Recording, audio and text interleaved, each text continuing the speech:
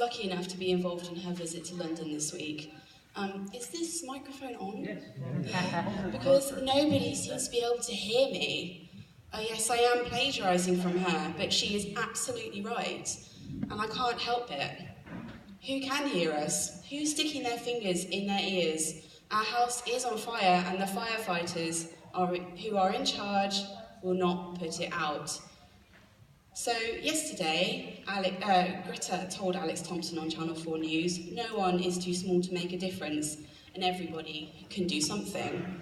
And Extinction Rebellion are disrupting daily life, the Nanas are protesting fracking, and plenty of people work together, including myself, to get Greta in front of the Environment Secretary and at least 100 politicians on Tuesday.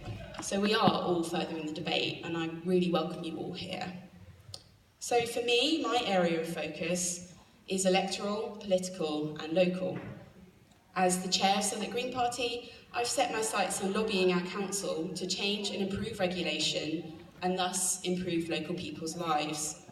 And really, I want to try and make the climate emergency relevant to local people in Southwark. We have a lot of people there who are living in deprivation, and Southwark Council is one of the UK's biggest landlords when it comes to social housing, so that's the kind of population that we have in my borough. I think it's really important to recognise that. So our climate emergency campaign ended up involving lots of different people. So it started off with a few people in the Green Party deciding that it was the perfect time to strike in terms of climate change awareness, and we successfully pushed the council to declare a climate emergency in March and to set an ambitious carbon neutral target for 2030. What's important from my point of view as a political player is to be strategic about it.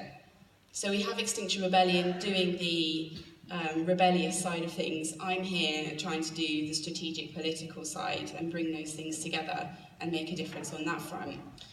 We need to recognise that politicians and parties think and act in a certain way based on maybe hundreds of years of tradition, and sometimes we need to speak their language in order to turn them over to the way that we're thinking.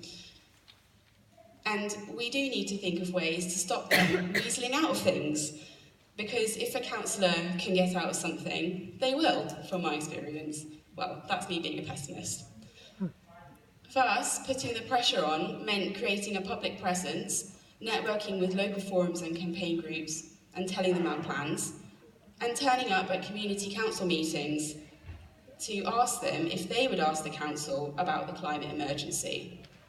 Our networking proved useful, and our public presence meant that we chatted to the chair of a local residents' forum. I ended up asking a councillor on the street what Labour were doing about it, and the Lib Dem councillors told us pretty quickly when rumours started spreading about a motion being put forward by Labour, which is exactly what we wanted. It also meant that we could convene an awesome group of activists from different backgrounds to present evidence to the council on their climate emergency motion, and we got together to plan what we wanted out of it. So if you don't mind, I'm just going to read what I presented to the council.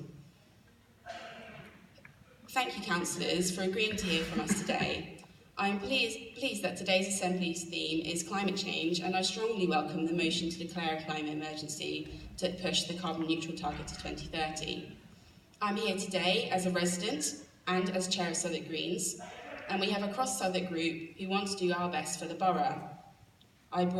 We've brought Tim Crosland, who's the Plan B director, which is taking the UK government to court over Heathrow, Quiva Basketer, who is a youth climate protester from the University Academy of Engineering South Bank School, and David Allen, who's a Mums for Lungs activist, and Marta Periconi, who's a fossil-free Southwark activist, and Peter Baffo, who's a Green Party Southwark Council candidate, and he's a youth worker, school governor, and Peabody Resident Stakeholder Forum member.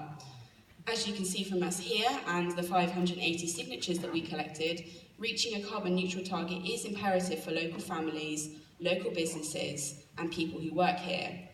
Community engagement is essential to ensure that the carbon neutral strategy is effective, not just corporates and reaching regeneration targets. One way of doing this would be by introducing a public community stakeholder forum to assess the progress of strategy and to engage the public. Since the target is now 2030, we propose 6 monthly reports from the Council on progress to go to the public stakeholder forum, to be published on the Council website and to be presented to the Members of Parliament for the area.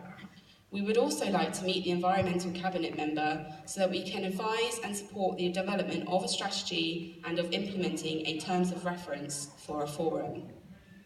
So hopefully you can see from my speech to the Council that I had a careful use of language, interesting and diverse group of campaigners, and we set ourselves up as local people who care about Southwark, and that all of these were strategic decisions that we made together as a group.